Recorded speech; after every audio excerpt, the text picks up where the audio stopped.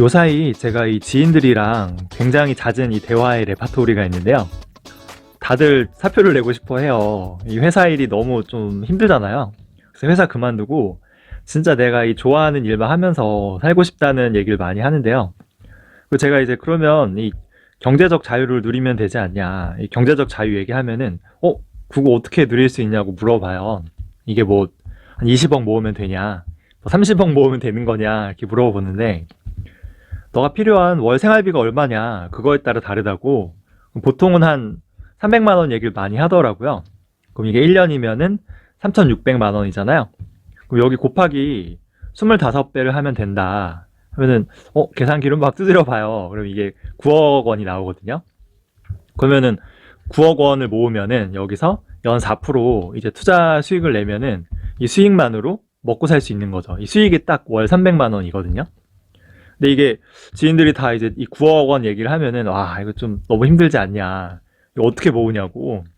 그러면 좀 욕심을 줄여봐라. 너무 9억 원이 좀 너무 많으면은 한 달에 300만 원 말고 200만 원으로 살면 되지 않냐. 그러면은 뭐 200만 원이면은 살 수도 있을 것 같다고. 그럼 곱하기 1년치 여기에 25배를 하면은 얘는 6억 원이에요. 아까 그 9억보다는 그래도 조금 현실적이잖아요. 그럼 또 물어봐요. 한 달에 자기 사실 지금 50만 원도 저축 못 한다고 어떻게 그럼 6억 원을 모으냐 하면은, 당연히 이게 뭐 제로에서 6억을 모으면 힘들잖아요. 그러니까 지금까지 모아놓은 자산이 있으니까 이거를 잘 투자해서 굴려서 이제 만들어 가야지라고 얘기하면은, 투자할 돈이 없대요. 그럼 제가 지금 40이거든요. 그러면 야, 우리 나이에 자산이 제로라는 게 말이 되냐, 여지껏 모아놓은 돈 다 어디 갔냐고 물으면은 지인들 대답이 똑같아요. 다 집에 묶여 있지.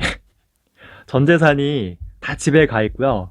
그나마 또 원리금 상환 이 대출도요, 거의 20, 30년 남아 있어요. 제가 이제 그럼 은퇴하기 경제적 자유는 힘들다. 이 집에 그 자산이 다 깔고 앉고 있으면은 이런 뭐 힘들지 않냐. 그러니까 너가 정말 이 자유를 원하면은 이 집을 팔아서라도 이 다운사이징 해서라도 이 돈으로 투자해야 된다. 이렇게 얘기하면은 다들 점점점점 말이 없어지죠. 그래서 이게 사실 현실이에요. 제 나이 때 이 지인들 대부분의 상황이 지금 이렇거든요. 회사는 속된 말로 먹었고요. 당장 이제 때려치고 싶지만 그만둘 수가 없어요. 왜냐하면 직장 생활 제 나이면 거의 15년 했거든요. 이렇게 모은 이 재산 전부와 앞으로 한 2, 30년간 이제 미래소득까지 전체가요, 다 이 집에 모두 다 저장 잡혀 있어요. 이렇게 실거주 집에 내 자산을 깔고 있으면요, 이 경제적 자유는 더 요원해지거든요. 만약에 이 집값이요 많이 올랐어. 근데 아무리 많이 올라도 이거를 당장 팔기 전까지는요, 이게 인컴이 생기지 않잖아요. 만약에 이 집을 판다고 해도요, 어차피 또 이 비슷한 조건의 이 집으로 이사를 해야 되는데, 이거 만약에 비슷한 집을 사면 또 남는 돈이 없죠. 물론 뭐 더 외곽으로 가거나 더 좁고 이제 안 좋은 집으로 가면 되는데, 이 주거는요, 이 좀 다운그레이드 하기가 참 힘든 것 같아요. 또 이 집값이 오르면 당장 소득은 없는데 이 세금만 또 많이 내야 돼요. 이 관리 비용도 많이 들어가고, 또 이 대출을 많이 받잖아요. 이 수십 년간 이 원리금 요새 같이 갚아야 되는데, 이 원금 이자를 내느라 이 경제적 자유를 이룰 이 종잣돈을 모을 기회가 또 없어져요. 이게 진짜 악순환이죠. 그래서 얼마 전에 이제 친구 아버님이 돌아가셔서 거의 코로나가 끝나고 거의 2년 만에 이 고등학교 동창들 10명이 모였어요. 좀 오래 얘기를 했는데, 이 동창 10명 중에 7명이요 앞에 상황이랑 똑같더라고요.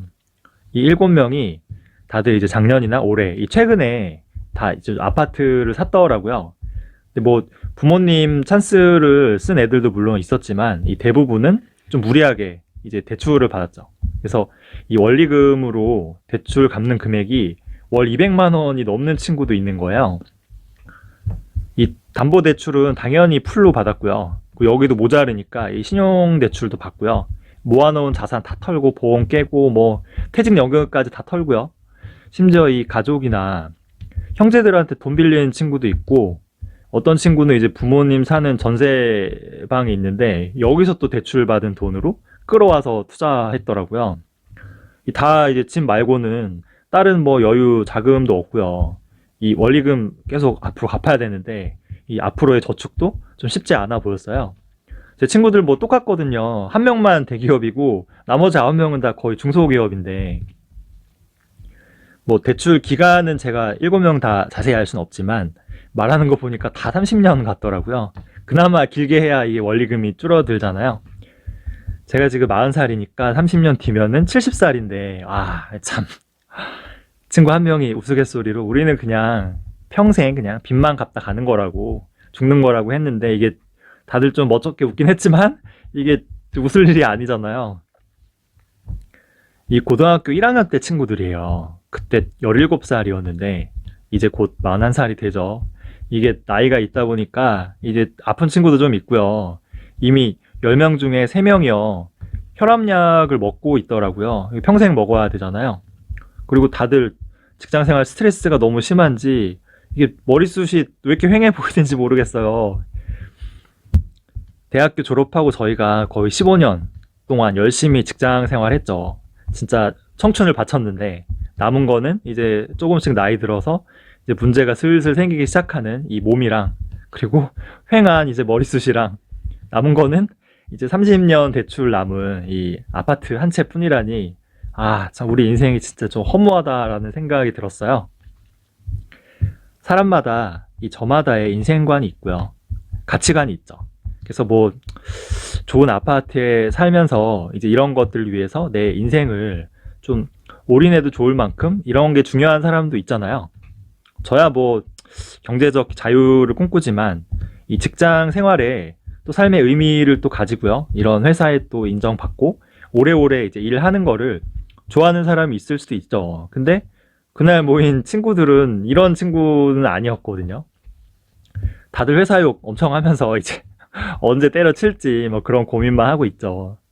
이제 직장 생활 15년 차면은 거의 차장급이에요. 이제 40인데 41죠 내년에. 이제 회사에서 친구들 말로는 슬슬 압박이 들어온대요. 이제 똑똑하고 젊은 친구들이 위에서 밑에서 막 계속 올라오는데 언제까지 이거를 회사를 다닐 수 있을지 확신이 안 선다는 거예요. 대부분의 중소기업은 뭐 정년도 딱히 없잖아요. 그렇다고 뭐 회사를 나오면 뚜렷한 뭐 방법이 있는 것도 아니에요.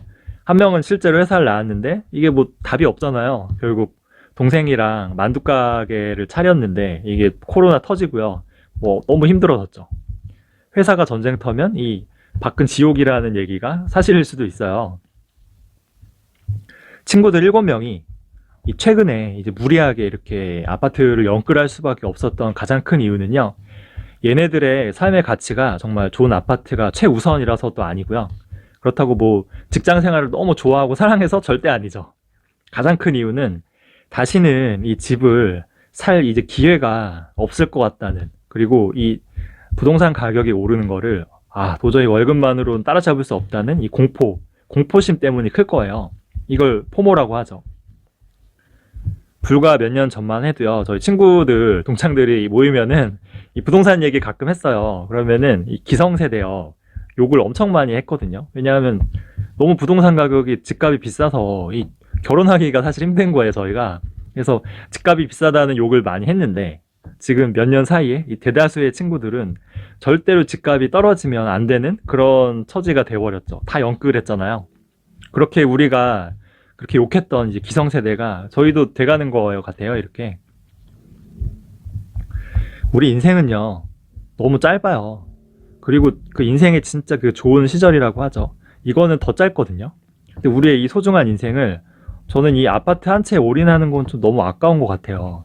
여기에 저당 잡혀서 내가 원하지도 않는, 정말 이 좋아하지도 않는 그런 일들을 하면서 이 평생을 이 아파트와 이 직장의 노예로 이렇게 살고 싶진 저는 않거든요.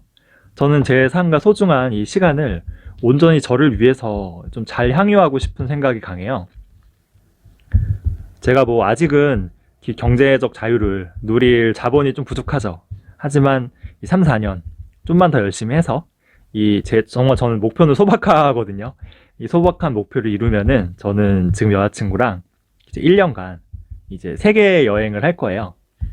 왜냐하면 제가 게스트하우스에서 얼마 전에 이 세계 일주 책을 봤는데요. 아, 너무 가슴이 설레이더라고요. 책에 나온 이런 수많은 도시와 이런 나라들을 가볼 곳을 정리하는 것만으로도 너무 설레고 행복한 거예요. 사랑하는 사람이랑 1년 동안 정말 이 세계 일주. 이거 우리 한 번쯤 일생에 해볼 만하지 않아요? 어떤 분은 정말 환갑 넘어서 진짜 그 나이 들어서 은퇴한 다음에 세계 일주 가고 싶다는 분도 많은데요. 제가 이거 한 가지 확실한데 여행은 진짜 이 젊어서 가야 해요. 이게 20대 초반에요. 이렇게 막 배낭여행 하는 그 아이들과 이 30대, 40대, 50대 나이가 들어서 가는 여행은 이 격차가 천지 차이거든요. 이런 말도 있잖아요. 여행은 이 가슴이 떨릴 때 가야 된다. 응? 다리가 떨리면 늦죠. 대출 다 갚고 70대 여행 가는 건 너무 늦어요. 뭐 늦다고 하기보다는 20대, 30대 어렸을 때 가는 것과 너무 다르죠. 그래서 저는 이제 그렇게 여행을 1년 갔다 온 다음에는 뭐 경제적 자유를 이뤘으니까 50만 원이 됐든 뭐 100만 원이 됐든 제가 좋아하는 사업이나 제가 좋아하는 일을 하면서 살 것 같아요. 돈은 뭐 상관이 없죠. 사실 진짜 행복하게 사는데 돈이 뭐 그렇게 많이 필요한 것도 아니에요. 중요한 거는 좋은 집이나 좋은 차나 이런 좀 물질적인 것들에 대한 욕심만 좀 버리면 좀 가능하거든요. 저는 뭐 행복이란 게 내가 좋아하는 사람들이랑 이제 맛있는 거 먹고요. 커피 한 잔 하고요. 때로 막걸리나 뭐 술도 한 잔 하고요. 뭐 산책하고 좋아하는 책 읽고요. 동네 양이들 이렇게 쓰담쓰담 하고 그리고 이 유튜브나 뭐 넷플릭스도 있잖아요. 그리고 뭐 주식 스터디나 뭐 기타 연주 모임이나 이제 밴드 같은 이런 모임이나 취미 활동 이런 거 즐기면서 살면 이거 뭐 돈이 많이 드는 것들이 아니잖아요. 그 인생에 뭐 정답은 없어요, 사실. 저는 이렇게 훌쩍 배낭 메고 이렇게 여행을 떠날 수 있는 이 자유와 그리고 이런 일상에서의 소소한 행복, 사람들과의 이런 관계 이런 것들을 중요시하기 때문에 뭐 좋은 아파트, 이 주거나 이 직장에서의 어떤 성공 이런 것들을 좀 욕심을 내려놓은 건데요. 뭐 좋은 아파트랑요, 그리고 이런 좋은 주거 환경, 그리고 이 직장, 그리고 이 성공 이런 것들에 대한 가치가 더 큰 사람이 있을 거 아니에요. 그분들은 여기에 올인해도 잘못된 게 아니에요. 저는 이게 충분히 훌륭한 선택이고요. 이런 삶도 진짜 멋진 인생이 될 수 있다고 생각하거든요. 그리고 진짜 이 실거주 주택은요, 삶의 행복과 특히 안정감에 있어서 저는 정말 중요하다고 또 생각해요. 근데 이 문제는 우리 대한민국 사회가 이게 너무 과한 게 문제 같아요. 이 주거에 대한 비용이. 이게 전 재산을 다 올인하고요. 그리고 이 부모님 뭐 찬스도 쓰고요. 그리고 무슨 30년 풀 대출로 진짜 이 영끌까지, 영혼까지 끌어 모아서 이 집 한 채에 내 인생을 거는 거는 너무 좀 심한 것 같아요. 물론 뭐 개인의 차이는 있겠지만 저는 제 자산의 한 30에서 한 50% 이내에서요. 이게 원리금 상환하는 금액도 내 소득의 이 30에서 50% 안이 적당한 것 같아요. 이거를 넘게 되면은 진짜 그 인생이 부동산에 좌지우지 돼서요. 이 집값 하나에요. 그냥 모든 게 좀 좌지우지 되는 불쌍한 인간이 될 수도 있거든요. 가장 중요한 거는 이 내가 어떤 그 성향의 인간인지 이게 중요한 것 같아요. 그래서 어떤 선택을 했을 때 이제 내가 더 행복할 수 있는지 되물어 봐야 돼요. 저는 뭐 자유로운 여행이나 이 좀 경제적 자유 이런 것들을 택했지만 반대로 이 주거나 그리고 이 직장에서의 이 성공 혹은 뭐 남다른 다른 무언가가 될 수도 있겠죠. 그래서 이런 게 내가 어떤 거에 더 행복을 느끼는지 자신과의 이 대화나 이 고민이 필요하거든요. 이런 거 없이 그냥 남들 그냥 하는 대로 막 그냥 바람처럼 휩쓸려 가는 인간들이 진짜 많잖아요.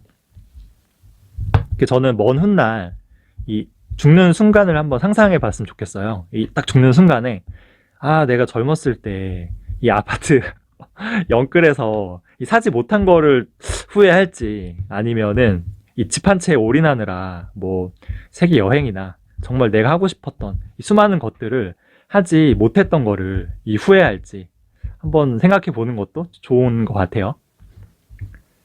그래서 오늘은 좀 투자 얘기는 아니었는데 제가 동창들을 만나고 주변 지인들하고 얘기하면서 좀 다들 너무 집에 노예로 사로잡혀 있는 게 아닌가 싶어서 안타까운 마음에 영상 만들어 봤고요. 좀 편하게 보시고 궁금한 거 있으시면 댓글로 좀 남겨주세요.